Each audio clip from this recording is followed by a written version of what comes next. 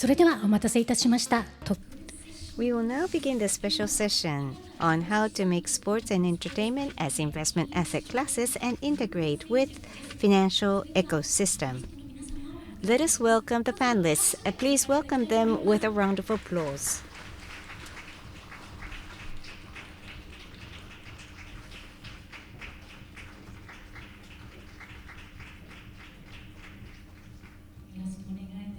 Thank you for joining us. Please take your seats. The session will be moderated by Mr. Aritomo Keiichi, co-founder and American Chief Representative, FinCity Tokyo.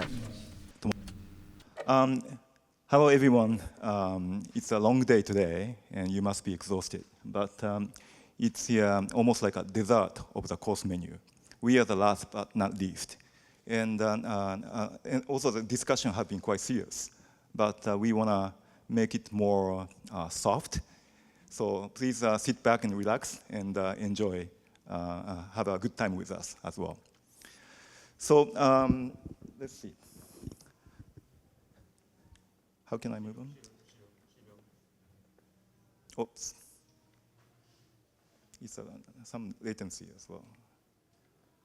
Okay, so we're going to talk about sports and entertainment and how to integrate them into Japan's financial ecosystem now. And we have quite right people on the stage. And each of them have a different vantage point, right? So Akiyo in the middle is an author of sort of Bible about sports, finance, and business. She has an entire book, but she's going to try to explain and summarize so that we can understand the essence of the book. Of course, you're encouraged to buy the book and read it. And then Lisa Johnson can provide from a PE, private debt, also club owner's perspective as well. And she's also selected as the most inspirational female leader in finance as far as Asia is concerned. So I'm getting inspired by Lisa every day, and sometimes scolded, but she's quite inspirational. And Kohei is going to provide two perspectives. One is his own investor perspective. Also, Kohei was an entrepreneur, but he's working side by side with a legendary football player named Keisuke Honda. Unfortunately, Keisuke cannot make it in person today, but he and Keisuke discuss and share the perspectives. So he's gonna talk about his own perspective, share his own perspective and Keisuke's perspective. So that's my understanding of our panelists. And then I'm going to ask each one of them to briefly introduce themselves in maybe 1 minute or so. So Lisa, can you start? Thank you, Keiichi, and thank you, FinCity, for having me participate today. And thank you to the audience. My name is Lisa Johnson. I work for Eldridge Capital Management. I'm based in Singapore, and I'm responsible for the launch and growth of the Eldridge business in APAC.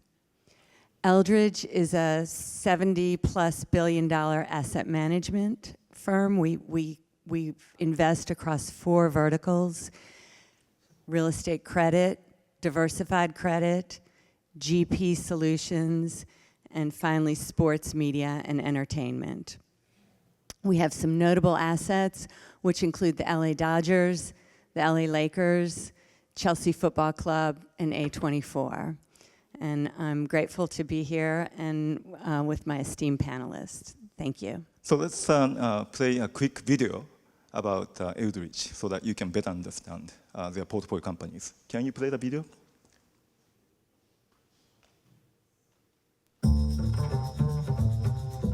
At Eldridge Industries, our approach is very simple. We invest in what people need and what people want.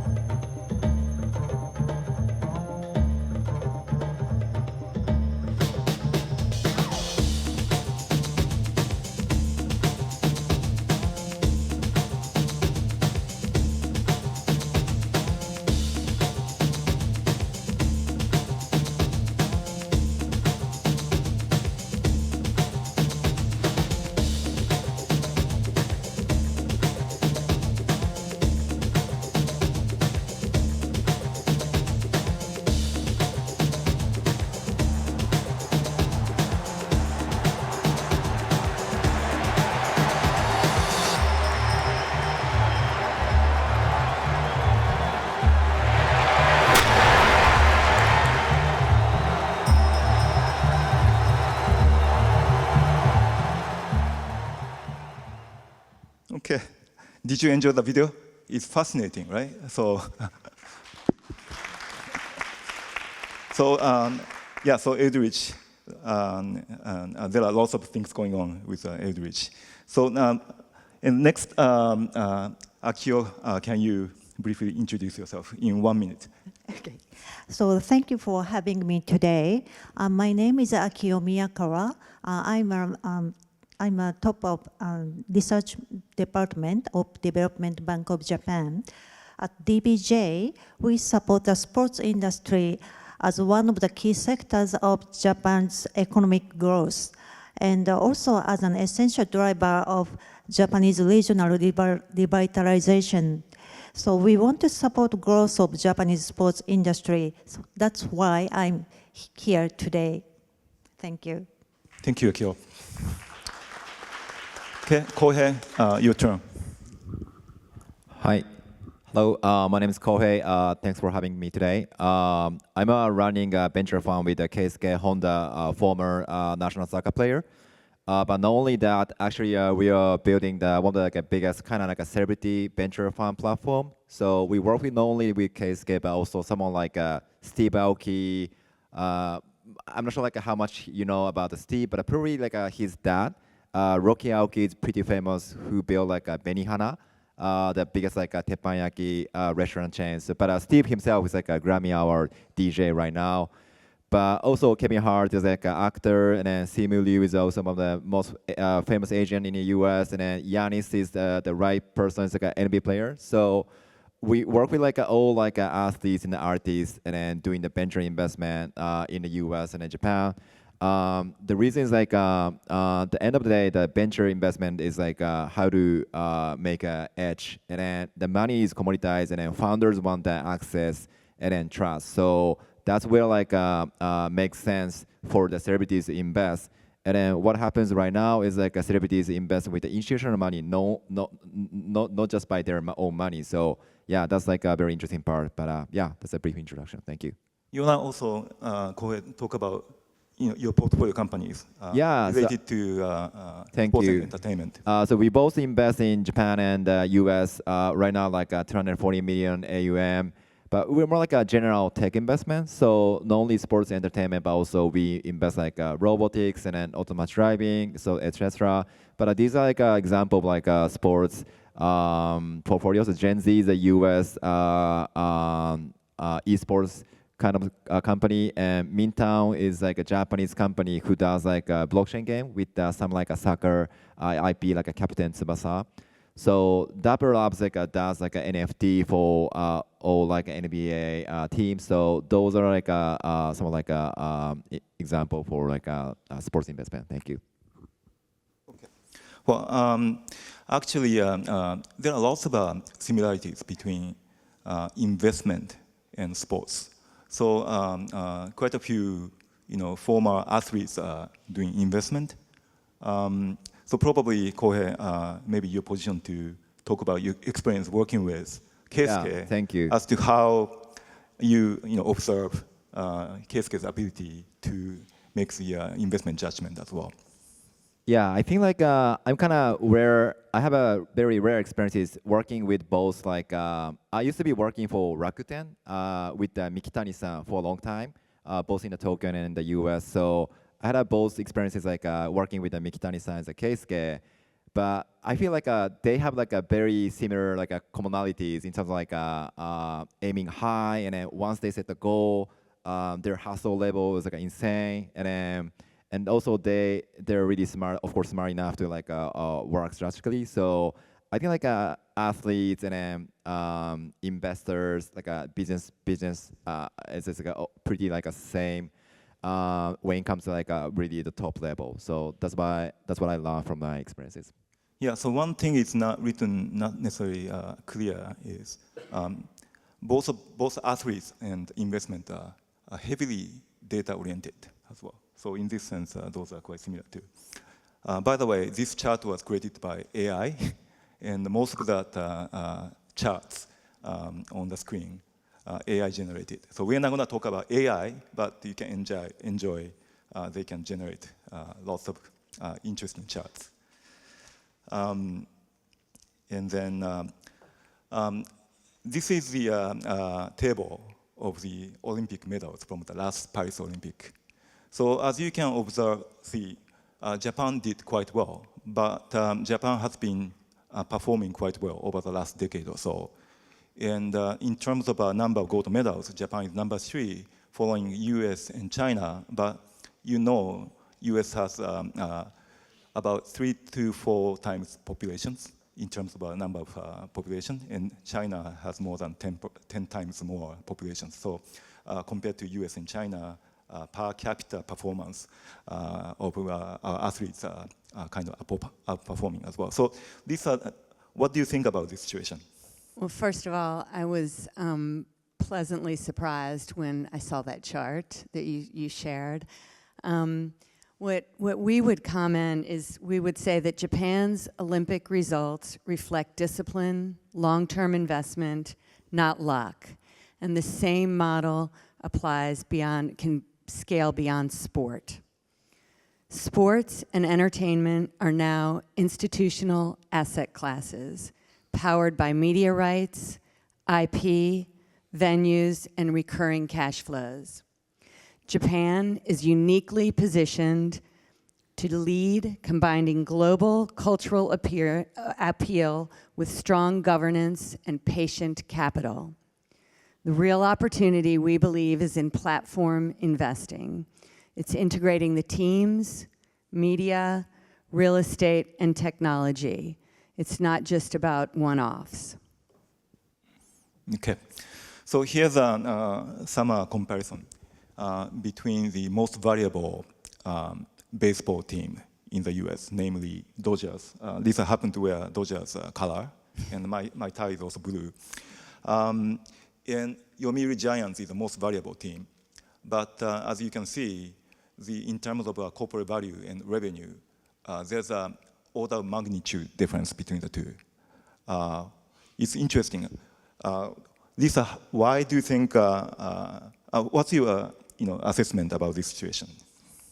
Okay, I did plan on the blue, so it wasn't spontaneous.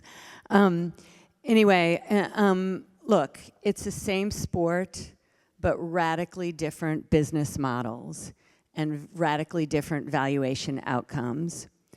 The Dodgers operate as a diversified sports entertainment platform, anchored by media rights, real estate, and global monetization. This drives an almost $8 billion valuation with $750 million in annual revenue. The Giants, while culturally iconic and dominate domestically, they remain primarily a team-centric franchise with far more limited commercial scale reflected in their valuation of $1.8 billion and lower reported income.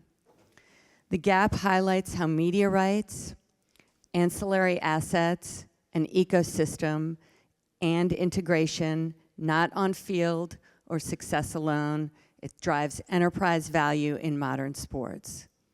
And we'll get into detail what we mean. Thank you, Lisa. So there are a number of different factors to this situation and between the global leading sports clubs and Japanese clubs in terms of media rights, fan-based monetization, ownership, capital market, stadium control, player asset valuation mindset. And there's a whole book about this situation and how to do, fill the gap between the two as well. So Akiyo is the best person to explain about this situation. Okay, so yes, to address these structural issues and accelerate growth in Japan's sports industry, DBJ published a book last year. The book looks at how sports developed historically in Japan versus overseas, how different origins and institutional setups shaped today's challenges in Japan's sports business.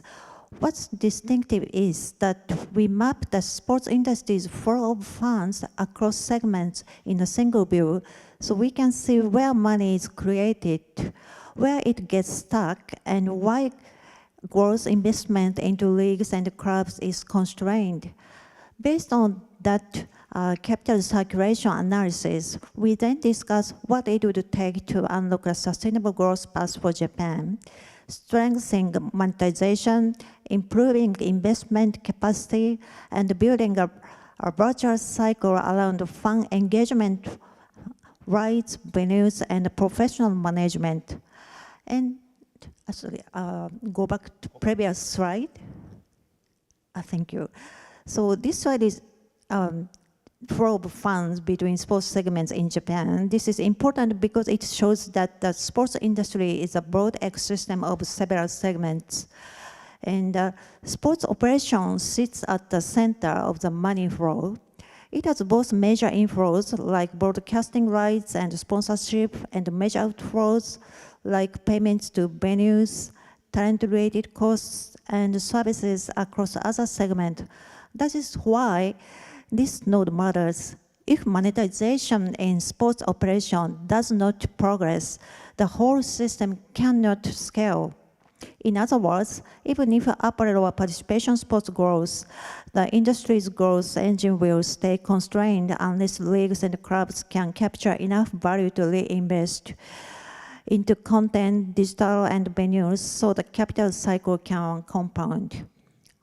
Next slide. Next slide is U.S. sports industry's capital circulation.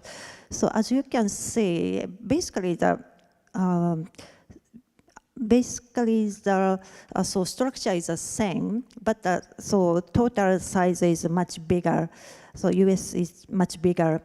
And sports operation sits at the center of the ecosystem. So it is a hub that both receives major inflows and sends major outflows across other segments. So it anchors the entire circulation. The implication is straightforward. Japan doesn't need a completely different model. The core architecture is the same. The real gap is the intensity of monetization and the capital circulation around the sports operation node. Please, next slide. So this is the sports industry segment size per capita, and compared with US and UK sports market. So Japan is especially small in professional sports operations. That's why improving the flow of funds into the operating segment is essential, because it determines whether the entire ecosystem can compound.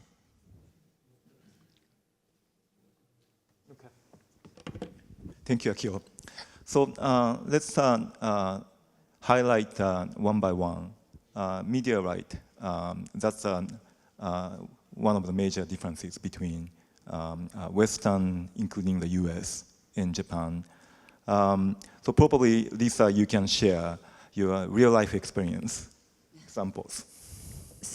So what this slide basically highlights is that while leagues still control the core broadcast rights, clubs are increasingly becoming media businesses in their own right. The real value creation now sits in what we call shoulder content. This is the behind-the-scenes access, training footage, documentaries, and lifestyle programming. This is distributed directly to our fans.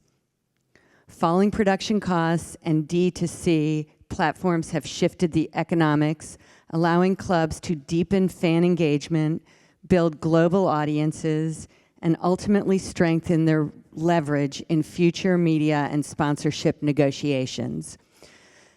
Sports is no longer just live competition. It's year-round storytelling. Thank you, Lisa.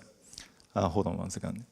So, Akiyo, can you make any recommendation to Japanese club and investors about this? Hold on. Where am I? I'm just a bit ahead. Hold on one second. The question is, so do you have any Japanese recommendation to Japanese clubs? And starting from Akiyo for maybe 1 minute, and followed by Kohei, 1 minute. Okay. Yeah. Sure. Okay, so recent strong Japan origin example is the J-League and that doesn't broadcasting agreement. It runs from 2023 to 2033 and provides long tenor contracted revenues. But so this slide is, so before this contract, so the top line is Premier League's broadcasting rights. And next, Bundesliga, Serie A, and La Liga, and Liga. And the light blue line near the bottom is Japan's J1 league.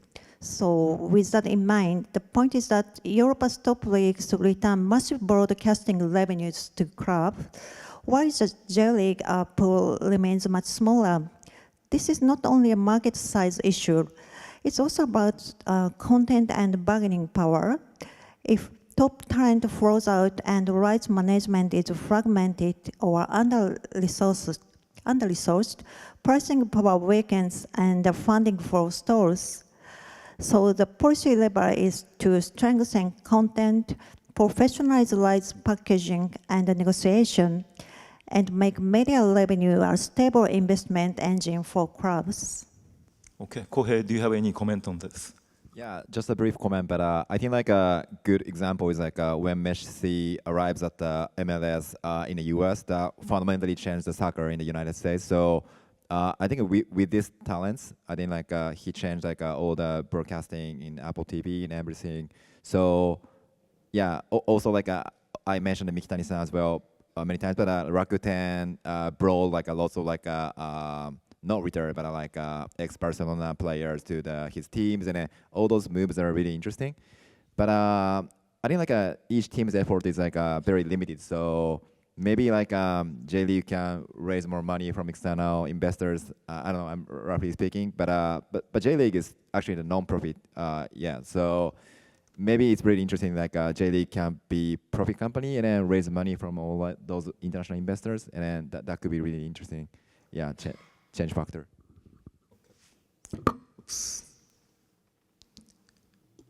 Okay. Next, we're going to talk about ownership in capital markets. So there's some fundamental difference between Western global leading clubs in terms of ownership and Japanese clubs. Oftentimes, global leading clubs are owned by private equity firms or billionaire like a Todd Bowley or Mark Walter of Guggenheim. On the other hand, Japanese clubs are oftentimes owned by municipalities or as part of the corporate CSR. So, ownership structures are quite different. But, Lisa, can you share real-life sports business ecosystem based upon your experience? Yeah, I think it's just important to highlight that these are two of our assets. They were very opportunistic acquisitions of iconic global sports brands, and they were driven by complex seller situations. While the franchises were globally recognized, the business operations were underperforming. This created a rare opportunity to professionalize the governance, unlock the commercial upside, and drive long-term value. And I think you see it today by the valuations. Okay. Again, Akiyo, Kohei, do you have any recommendation to Japanese clubs? And also, there are some quite a few investors here. So, do you have any recommendation to clubs and investors? Akiyo first, in 1 minute. So, okay, it's not a recommendation, but I would like to address the situation in Japan. So Japan's sports industry still reflects its historical roots. For decades, professional leagues and clubs relied heavily on parent companies, which often covered operating deficits as part of their advertising budgets rather than trading teams as independent commercial assets.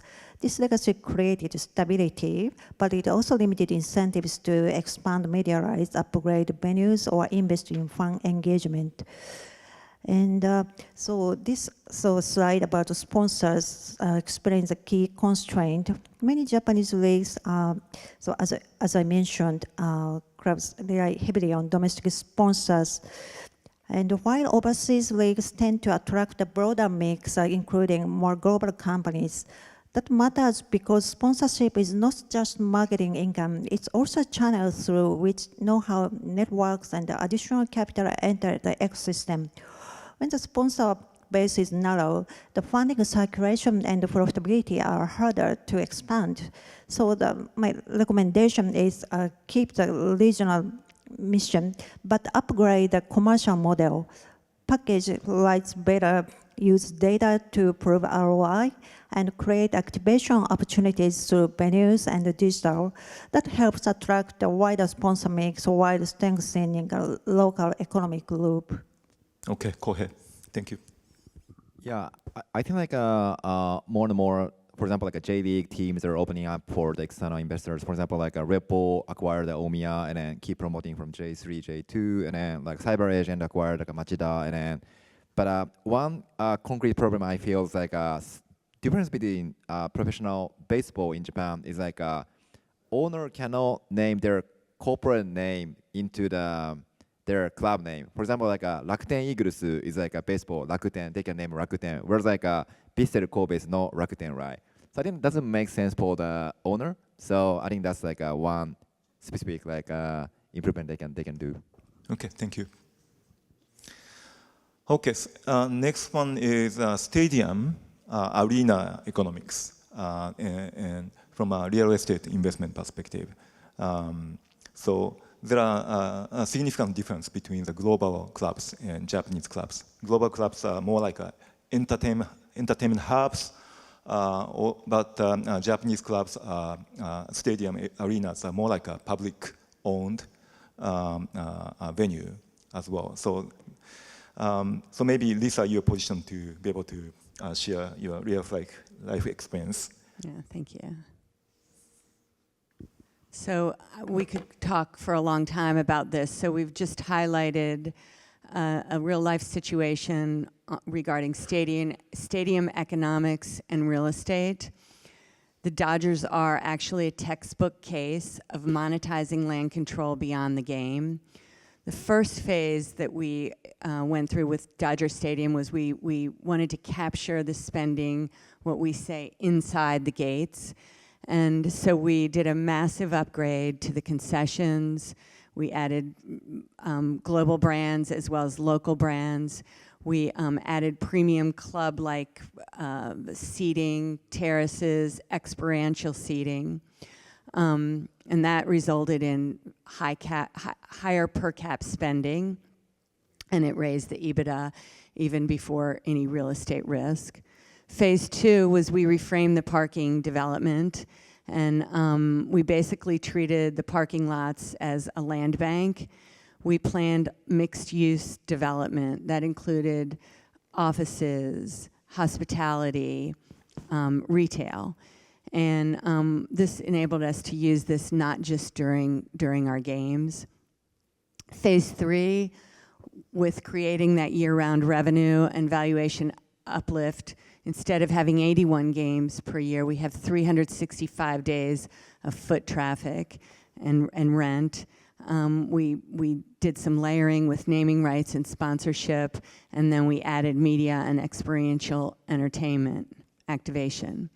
So this is basically the phases of this. In terms of the outcomes, for strategy and control, we did not rely on a new publicly financed stadium. We avoided any revenue sharing, and we kept the control rights.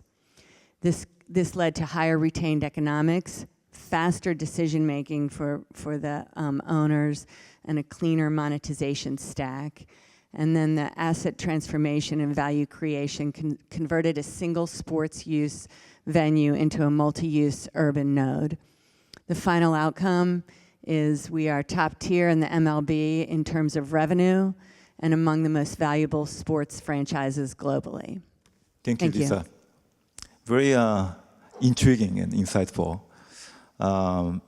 Akiyo and Kohei, again, do you have any recommendation to Japanese clubs and government, including municipalities, about this? So Japan still treats stadiums and arenas largely as public infrastructure, and which limits commercial flexibility. In contrast, global operators integrate venues with content, media, sponsorships, and even urban development to drive year-round revenues. The opportunity for Japan is to shift from viewing stadiums as public goods to managing them as holistic entertainment and real estate platforms, in enabling private sector participation and multi-use development to unlock their full economic potential. And we are finally starting to see a more integrated approach to stadium and arena management in Japan. In addition to global leaders, domestic real estate developers, railway companies, and IT firms are now using venues as anchors for broader urban development. This shift means stadiums are no longer just places for games. They are becoming year-round community hubs that generate new fun experiences and sports local revitalization. Okay, thank you, Akiyo. Kohei, do you have anything to add? Yeah. So Rakuten sponsored the Warriors, the basketball team in NSF, and then I used to be going there with the team, and then I recently went to the Japanese B League Toyota Arena, the Tokyo Park, and I feel like they're really doing a good job to like follow what the NBA is doing, and actually the stadium is all full of people. So I think like also the basketball team is also following what's good in the US and what's not bad. So I feel like a really positive trend. Okay, so sounds like we are catching up, making some progress. Next, it's a bit tricky subject. So there are some cultural difference about the sports, right? I grew up in Japan, and the sports was a little bit stressful at school. But in US especially, it's considered as part of the entertainment, and almost like performing artists and athletes are treated like same kind of people as well. On the other hand, sports are named taiiku, which is to train your muscle and also your mental to be prepared for any war against our adversaries as well. So it was inherited from the wartime training as well. So culture mindset may be quite different as well. But do you think Japan should adjust this mindset? And probably we can also ask the same question. Do you make any recommendation? Do you recommend anything to Japanese club and government? And Lisa is also positioned to share some US experience. So maybe we should start from Akiyo. What do you think about this?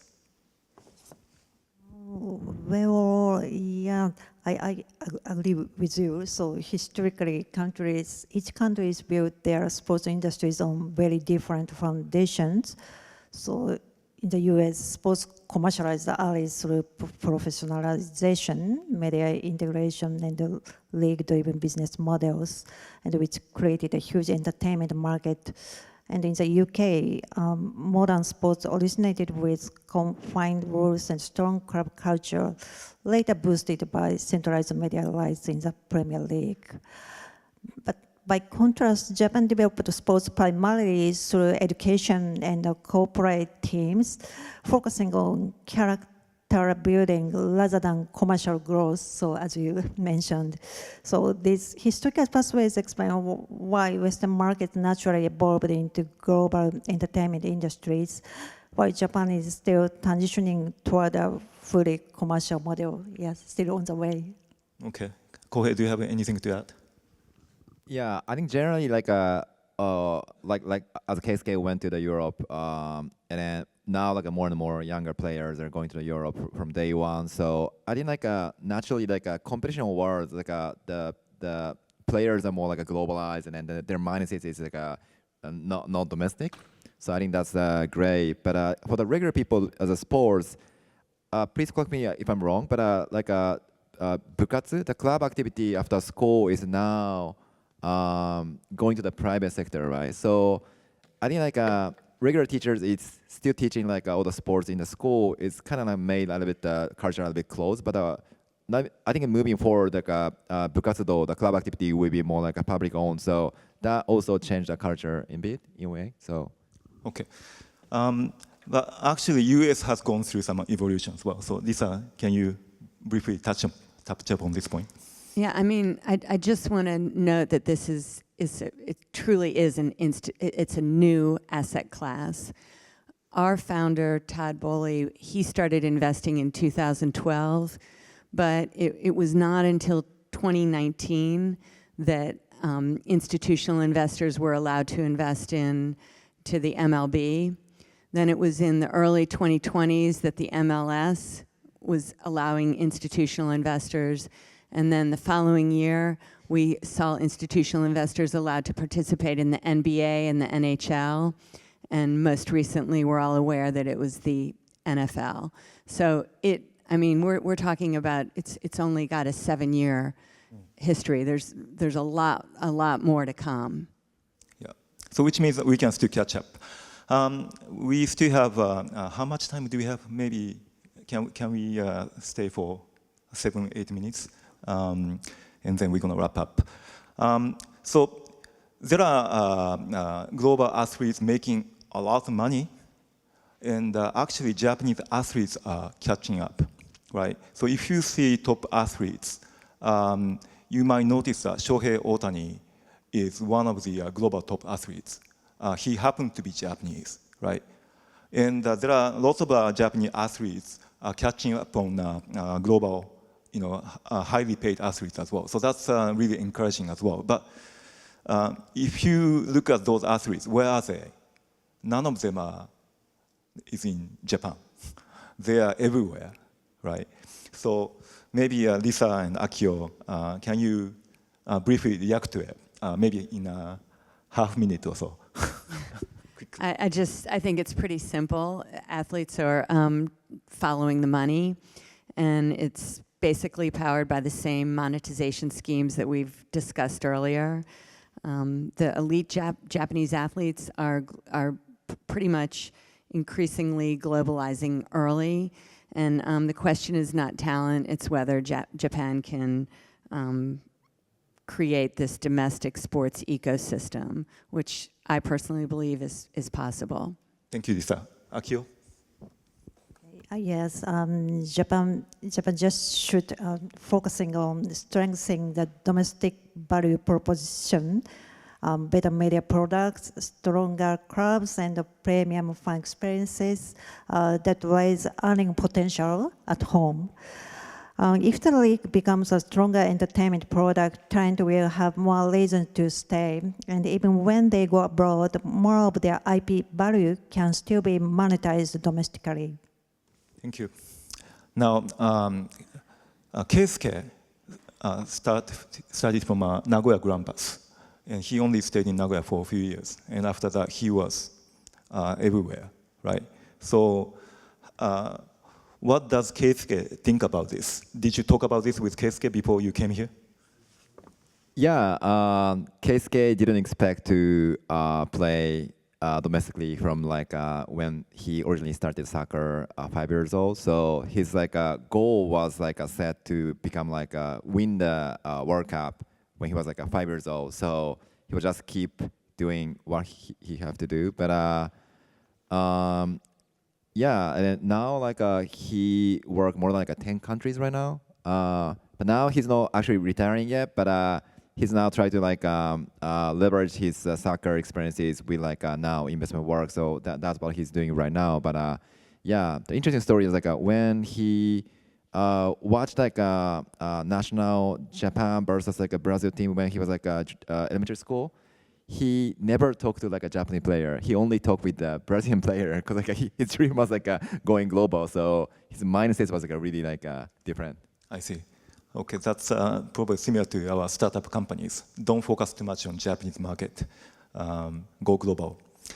Then the entire theme of this event, is resilience. So I like to talk about the sports and entertainment as an investable asset class, being resilient even under the economic downturn. So sports survives through some crises, such as the global financial crisis in 2008 through 2009, and then recently COVID-19. So in this sense, we think that sports are quite resilient. Sports entertainment are quite resilient. But maybe Lisa, you can share your real-life experience. I mean, it's pretty simple. The higher media rights and contracted sponsorship of your revenue mix, the more resilient your team will be. Both the Dodgers and the Chelsea Football Club have high proportion of media rights and sponsorship as a percentage of their revenue, so they have resilient business models in the face of economic downturns. They both have extremely loyal fan base, and this fan loyalty helps during economic downturn.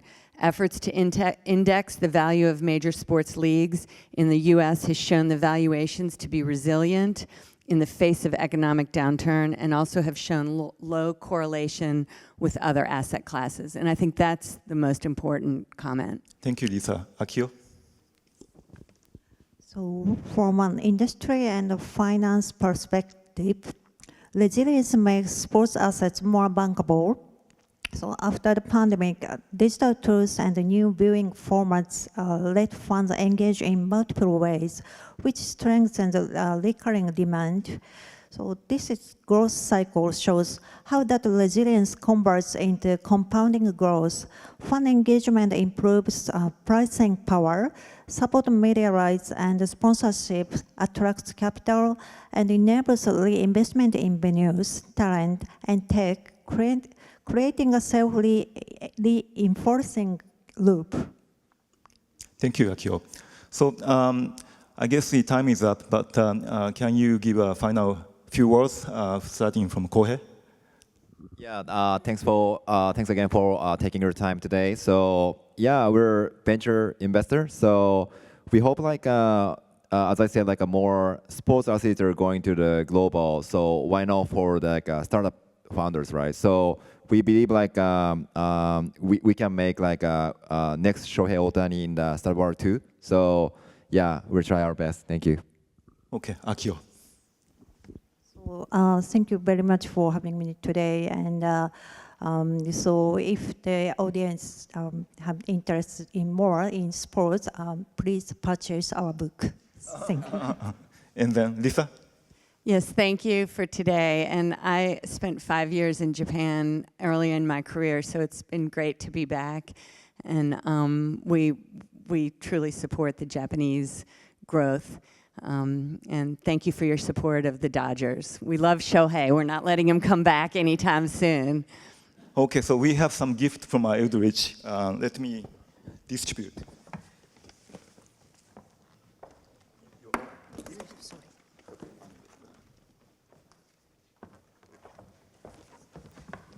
So yeah, so basically it's happened to be Dodgers color. AI just chose the right color as well. So sports and entertainment are resilient, and in order for us to make our economy more resilient, we are encouraging our institutional investors to allocate more to diversify asset classes, especially sports and entertainment as well. So thank you very much. So we're gonna put this cap on, and then we're gonna do hand signal of Dodgers. So it's L and A. Shall we stand up together? And come to the front. ありがとうございます。記念撮影。 Thank you very much. This is the photo opportunity. This is the photo opportunity. Please take pictures.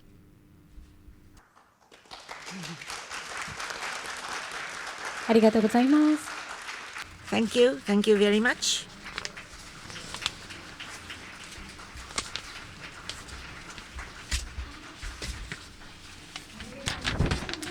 So let's have a big round of applause to the moderator and the panelists. Once again, a big applause, please.